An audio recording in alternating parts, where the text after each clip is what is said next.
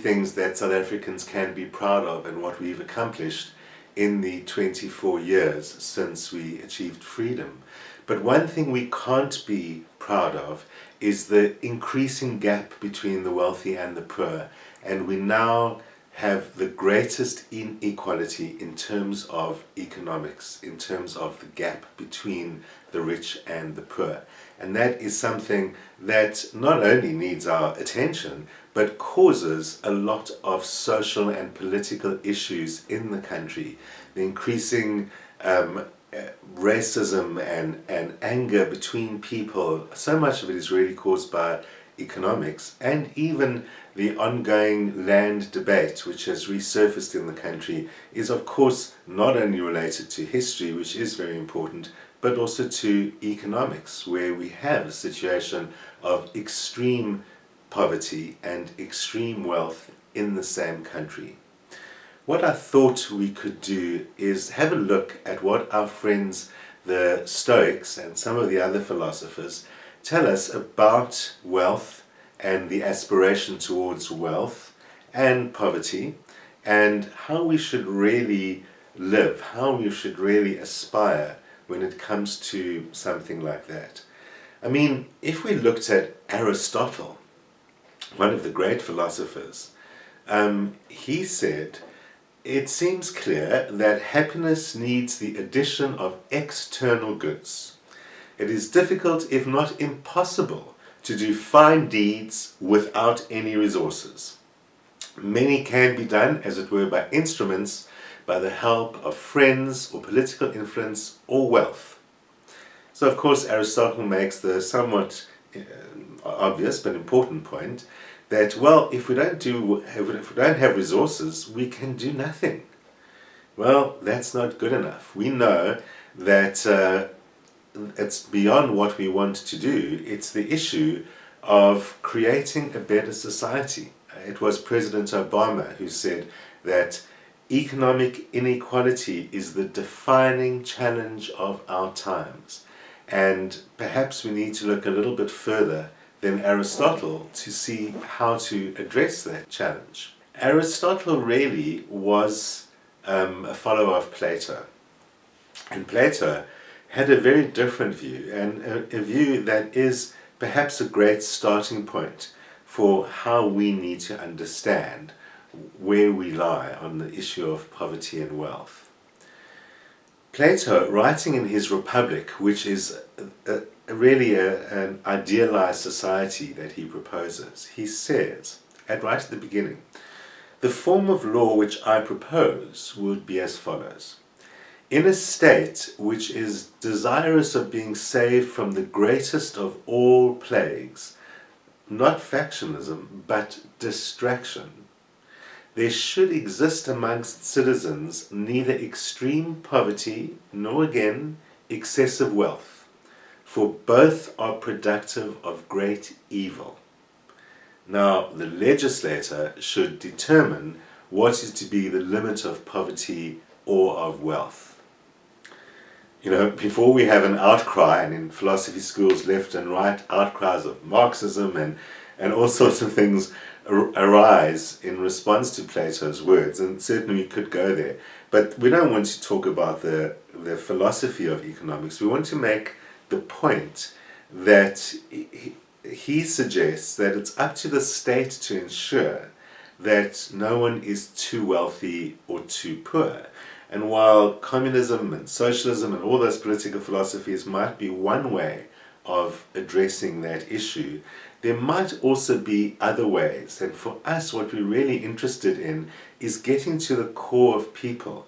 Each of us is not responsible for the country and for changing the laws, as much as we would like to, and I'm sure we'd all want to change them to something different. We would not all agree certainly not all agree that the state is responsible for maintaining those levels of wealth and poverty. It might be ideal, but would possibly have some troubles of its own. Where we want to come from is a state is composed out of millions of individuals. That's us. And as those millions of individuals, if we develop our own understanding and our own view of how to manage matters of wealth and poverty, then we create a society and a moral inner society that manages that far better than we can expect from a state. Something of that idea is expressed by the great French philosopher Jean-Jacques Rousseau. And Rousseau lived at a time where Paris was really transitioning from, and France, of course, from a feudal society to a capitalist society. And really from feudal economy of serfs working the land for the king to the capitalist economy of manufacturing and banking, something which we know prominent in most Western style societies. You know, it's comparable to what so many of us are witnessing today where we live, and that is the process of gentrification, where we see wealth taking over. Rousseau does say one of the most important tasks of government is to prevent extreme inequality of fortunes. So he does follow along with Plato's idea, saying that it really is up to the state to ensure the extremes don't exist, and that then is a point that we should be paying attention to. How does a state like ours, where we have such extreme levels of poverty, allow such massive wealth to be accumulated in the hands of very few people? We're asking the same question that Rousseau and the French asked at the time of their great transition in the 18th century through freedom into a capitalist economy. Has that happened to us? That's what we need to watch out for. You know, what Rousseau really worried about, he said there are three things that wealth does to people. One of them is that the wealthy shape the laws to suit themselves.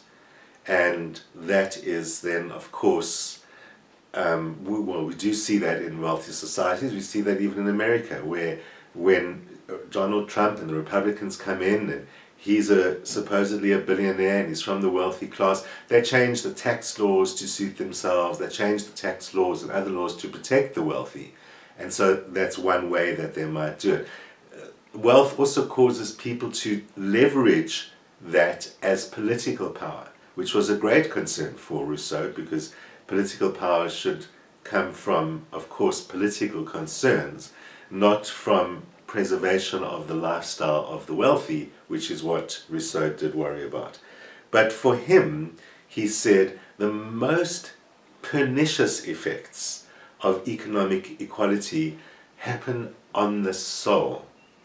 Tremendous wealth, he said, basically enfeebles the conscience. We are social animals. We are always trying to prove ourselves different and better than others. And he says as long as we do that for the right reasons, that's not a bad thing in itself. But we tend to do it for the wrong reasons. We tend to use wealth as a way of demonstrating ourselves as better than others. We even see wealth as a way of identifying someone who's better than others. And he says it's because society has always rewarded distinction with wealth and made wealth a distinction worthy of respect. So it's you respect wealthy people and you get rewarded with wealth so that you can become respectable. And he says where this happens, your status is not just relative to wealth, but it is relative to the poverty of others. And that creates an unequal society. He said that in an unequal society, the rich would acquire a pleasure of dominating. That, and this is a quote, renders them like those ravenous wolves, which once they have tasted human flesh, scorn all other food, and from then on want only to devour men. He says, against a mind that has degraded in that way, addicted to the pleasure of domination, without appeal to justice, to fairness, or to any other values, society cannot stand as a just society on those foundations. We become addicted to wealth, we become addicted to domination, and all we want is that. And that creates an unjust society. because instead of judging by what is fair, we judge by what is wealthy. Well, this is not unlike the concern of the philosophers, the Buddhist philosophers and the Stoic philosophers, about attachment. Epictetus says that it's not the desire for wealth and possession that debases and subjugates us, but also the desire for peace, leisure, travel, and learning. It doesn't matter what the external thing is. It's the value we place on things outside of ourselves that subjugates us to another. Where our heart is set, there our impediment lies. Where our heart is set, there our impediment desires. As long as we have desire for wealth, as long as we're wanting things outside of ourselves, that is going to create great impediments to our progress. That's attachment. Seneca, very important Stoic philosopher, as we know, said, "Is it not madness and the wildest lunacy to desire so much when you can hold so little? It's folly to think that it's the amount of money and not the state of mind that matters. When you want more. Desire can't be satisfied. Try it. Have your desire for chocolate satisfied by some chocolate and see if you never ever want chocolate again. It just doesn't work like that. Desire, even after fulfillment, creates more desire." Typical of the Stoics, they developed techniques in order to try and help us break our patterns. One of the most important Stoic techniques is what is sometimes referred to as negative visualization in modern times, where you basically imagine the worst that can happen. A lot of people do that. Some people think it's a bad idea and you should think positively. And we've spoken before how Stoicism demonstrates that positive thinking is one of the most destructive forces that we can that we wrought upon ourselves. And you might want to go back to my first episode, I think, on Stoicism, back on YouTube or on Facebook, that checks that out, and it'll probably be discussed again in our future discussions on Stoicism. But basically the idea is that you contemplate the worst that can happen so that when something bad actually does happen, you're prepared for it, as he says, diminishing the blow. And if something not as bad happens, you're great, you're happy. It's Seneca who says, "He robs present ills of their power who has perceived their coming beforehand. Be prepared for your worst." As we'll see in a moment, we can even use that technique to help us deal with our understanding of the danger of wealth and the issues of our own desire. Seneca discusses it with someone who's trying to study to improve his possibilities in life, something that to this very day we hold true. So if you get better education, you'll earn more. And he says, what do you wish to attain by that? Is that poverty doesn't have to be feared. That's what you're really studying for, studying to avoid the fear of poverty. But what if it is something to be desired? Poverty. Riches have shut off many a man from the attainment of wisdom. Poverty is unburdened and free from care. When the trumpet sounds, the poor man knows that he is not being attacked. When there's a cry of fire, he seeks only a way of escape and doesn't ask, what can he save? He's referring to poverty as a form of freedom. He's not saying, oh, we shouldn't worry about people who are poor. It's not down that road that he's meaning us to go. Remember, we're talking about how each of us can understand our relationship to wealth, how each of us can understand our relationship to having and not having. That is really what we are most concerned with. So these days, there's an increasing philosophy of minimalism. And minimalism is a way of living that resembles these principles and even resembles what the Stoics would do, and that is constantly practice what you want all the time. So in the practice of minimalism, you look at the things in your life and you decide, what should be in your life, what deserves a space in your life, and what doesn't. And try and get rid of or give away those things which don't deserve the space in your life, which is not easily. Because we live in a world that constantly tells us we need more and we must want more and we must buy more, buy more, buy more. It's become so normal to us. Advertising and commercialism and products and all of those kind of things. But actually, it's really just getting us further and further into that state of I need wealth in order to be happy, that there's something wrong with poverty, all of those things creating the inequality and the unhappiness that we face today. Seneca also said that instead of merely thinking about what it would be like to lose your wealth, we must practice poverty. And this is that technique of negative visualization. He says, appoint certain days on which to give up everything and make yourself at home with next to nothing. Start cultivating a relationship with poverty, for no one is worthy of God unless he has paid heed to riches. I'm not suggesting that you don't possess things, but I want to ensure that you possess them without fear. And this you will only achieve in one way, by convincing yourself that you can live a happy life without them, and by always regarding them as just about to vanish. So, treat your things as if they're just about to vanish. Cultivate that relationship with poverty by kind of saying, this is not my stuff. His aim is to teach you how to appreciate what you have. So you constantly look at things by saying, this could be gone tomorrow. It's really fine. What would I do if it was gone tomorrow? And what would I do doesn't include how do I get it back or how do I get another one.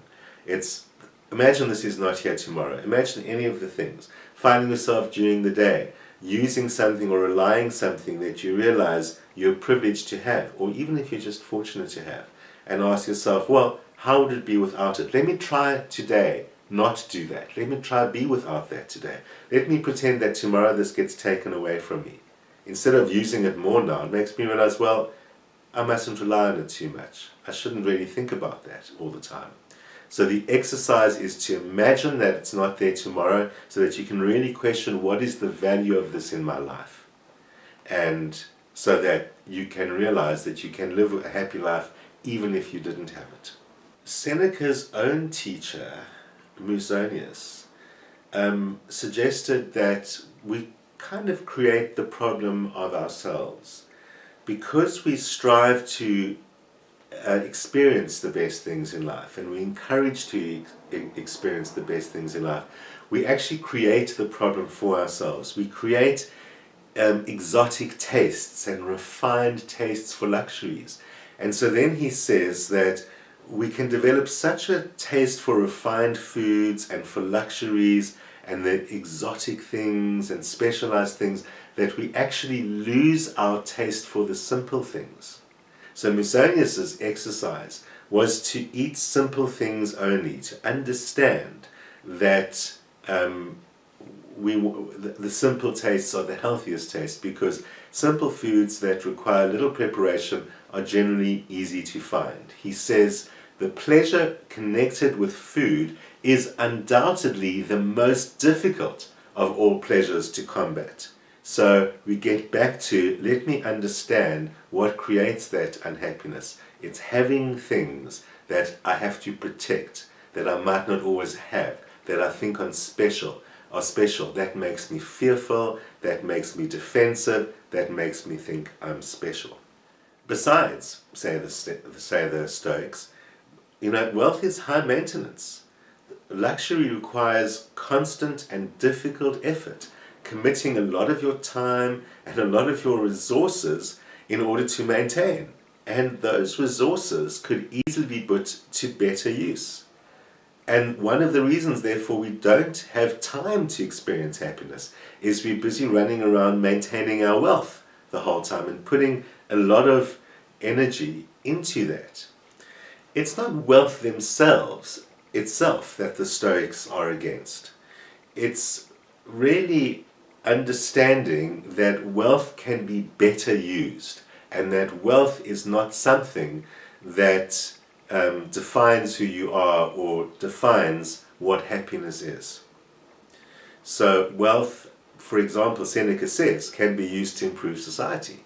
Again, taking us down the line of, well, a more egalitarian society where the wealthy don't necessarily live in extreme wealth, but some of the wealth is plowed back into the world, plowed back into the society. It's not about renouncing wealth, say the Stoics. It's about enjoying it and using it to the benefit of oneself and those around us. So it does require, though, a kind of a thoughtful enjoyment. You just don't cling to your wealth. You use your wealth to benefit everyone else as well as yourself, and when it's gone, it doesn't really matter. That approach is exactly the Stoic approach, and that's kind of why it's not really the same as Marxism or socialist philosophies, although it certainly informs them and might help us to find better ones, because they struggle to work in this world. And so it is okay to be wealthy, but as long as that wealth is shared all the time. So here's an exercise that we can do that might help us shift our relationship with things and what we have and our reliance on those. Instead of buying something new and buying something you desire, the exercise is to try and live without something that you already have. So the idea of the exercise is to take something you hold dear, that you think that you rely on, and give it to someone else for a week. To hang on to for you. You don't have to sell it, just give it away for a week or put it away from yourself. It's best to give it to someone else so that you don't get your hands back on it. And it would be really amazing if that was your phone. After a week has passed, you will find that if you get it back, you'll be so happy to have it. It's like a whole new thing. It quenches the thirst that made you want to go and buy something new in the first place. If you want a new phone, give away your old phone for a week, then get it back. Live without a phone, get the old phone back. You'll be thrilled, you'll be amazed, you'll be delighted by its simple little functions. And there's so many ways we can do the same thing with other things. If you quench the urge to get something new and learn ways to appreciate the old, you might find, especially if you let it go longer than a week, that I don't even miss it that much. Or I didn't notice it was gone. Try and give something away for longer than a week. Probably won't be your phone, but trying to give something away for longer. I didn't realize it was gone. Look how well I managed without it. Actually, I was happy without it. Do that for everything that you think you can't live without. And in time, you'll start seeing things from a completely different perspective, as well as save yourself a lot of money. That's going to help us understand what is true wealth, what is really desire and attachment to things. How can I be less attached to things and more concerned with the happiness of the society around us? I'll finish with Epictetus, who tells us the fault is not in the wealth, but in the mind. That which made poverty a burden to us has also made riches a burden to us. The diseased mind, he calls it. Just as it matters little whether you lay a sick man on a wooden bed or a golden bed, because wherever you take him after that, he's going to carry that sickness with him, so you need not care whether that diseased mind is putting its attention on riches or upon poverty. The malady goes with the man. So don't try and fix the wealth situation. Don't try and fix your bank balance. Try and fix your mind. And once you understand that, you will have discovered the most valuable thing that you have, and you'll be able to start giving away everything else, or at least that desire for material wealth. It's always amazing how much there is similarity between the ancient state of mind and our own. And it reminds us that no matter what our technology and what our wealth really consists of, we face the same dilemmas and the same concerns and the same solutions, because in the end The problem is our psyche or our soul or our mind, however you see it. It's living with ourselves. It's not living with the things. A view shared by many religious points of view, but an interesting way to work with it, to try and detach yourself from the issues of not only wealth, but the many things that impede the spiritual path. Next week will be our 100th episode here on Cape Town TV, so be sure to join me at the usual time on Friday. See you